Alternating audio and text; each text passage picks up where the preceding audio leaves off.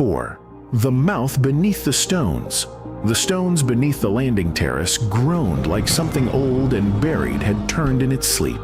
In the Hall of Kings, Autumn inhaled sharply. Aru did not move at all. Eren stood before them, eyes fixed somewhere far behind the walls of the palace. When the seal opened, he said. It did not open like a door. He paused.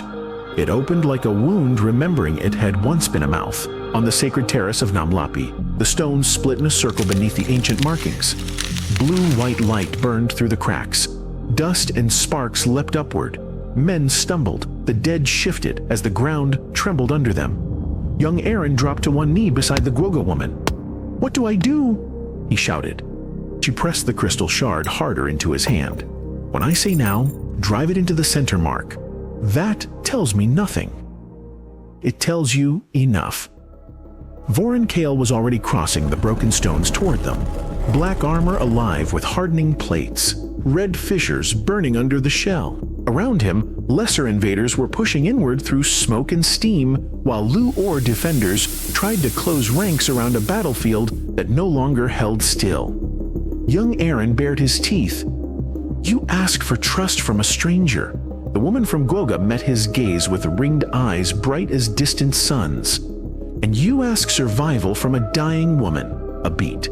Then, despite blood on both of them, Eren nodded once. "Fair," she almost smiled. "Good," she said. "Then stand." Eren rose and ripped his fallen sword back up from the shattered stones. Behind him, the woman laid both hands over the widening seal and closed her eyes. At once, the carvings around the terrace flared brighter. Scylla, half-conscious nearby, lifted her head and stared. The old script. One of the surviving messenger captains shouted from the broken stair. "Commander, we're losing the inner ring." "Then don't lose it," Eren shouted back. A guard limped toward him, face blackened by fire. What in Lapi's name is happening? Eren never turned. Ask me after dawn." Vorun stopped 10 paces away. For a moment, the chaos around him seemed to dim, as though the battle itself knew where the center now stood. "You place your last hope in ruin," he said. The Guoga woman answered without opening her eyes. "Better ruin than dominion." Vorun's lip curled. "You still speak like restoration is virtue." "It is," she said. He looked at Eren. "And you? Do you even know what you protect?" "No," Eren said. "But I know what I'm killing." Vorun moved. Eren met him in a clash that rang across the shattered terrace. Steel shrieked. Sparks burst. Vorun's blade came low, then turned in his hand with unnatural smoothness toward Eren's throat. Eren caught it and shoved it aside, but the force still tore through his shoulders. Vorun stepped in close. "You are brave enough to be wasteful." Eren grunted and drove his forehead into the creature's mask. The first blade reeled back a fraction. Eren cut for the side seam, and the armor hardened before the blow landed. The blade skidded. Vorun's claws flashed. Eren twisted but not far enough. Black metal ripped through the side of his war cloak and into flesh beneath. He hissed through his teeth and drove an elbow into Vorun's chest. It was like striking a gate beam. "You weaken," Vorun said. "You repeat yourself." Eren shot back. He dropped low, river weighted, and slashed again at the same damaged seam near Vorun's side. This time the blow drew black fire.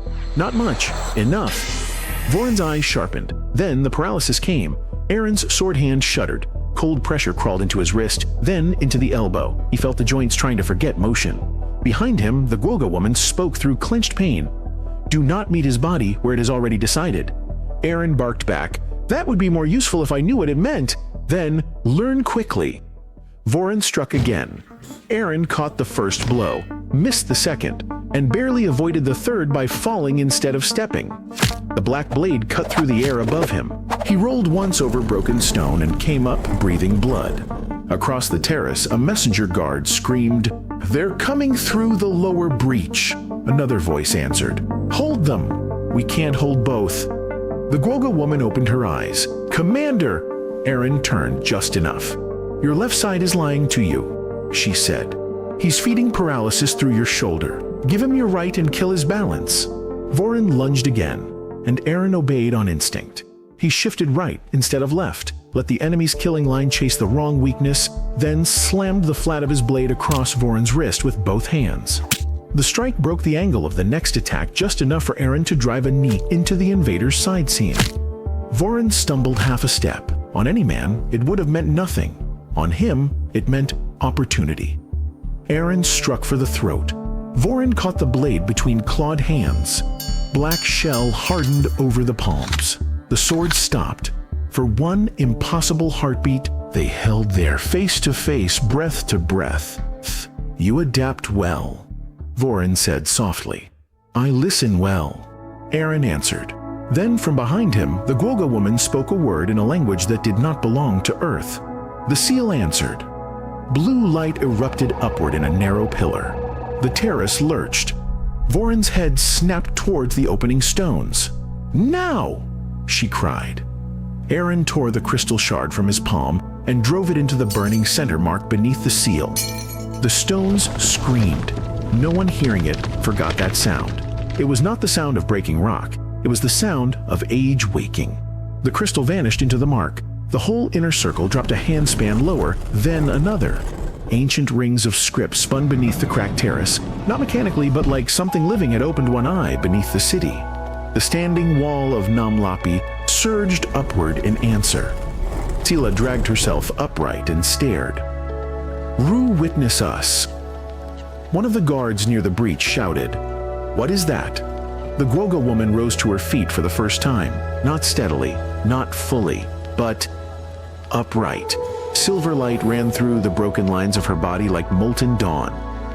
"This," she said, voice shaking with power and pain together, "is what your ancestors buried."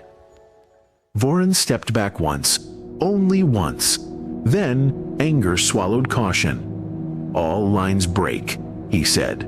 He raised his blade and the red fissures in his armor flared wide. Lesser invaders nearest him fell away as if burned by proximity. The Guoga woman looked at Eren. "I can hold it awake," she said. "Not alone." "I'm fresh out of ancient knowledge," he said. "You have river." He blinked once. "That's your plan?" "You have river," she repeated, fiercer now. "You stand on Lapi's ground. Stop thinking like a single body and hold like a bank."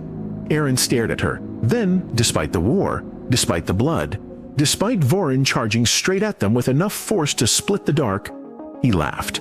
One raw, astonished breath. "You speak madness well." "I speak survival," she snapped. Vorun hit them. This time they met him together.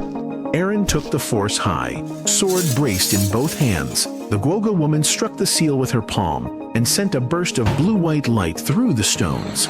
The terrace answered by throwing a line of ancient force up through Vorun's footing. For the first time, the first blade lost perfect balance. Only a fraction. Enough for Eren to turn, cut, and drive him off the center ring. Around them, the terrace kept collapsing. Men fought and fell. The river thundered. The warcraft above shifted lower, red burning in its seams.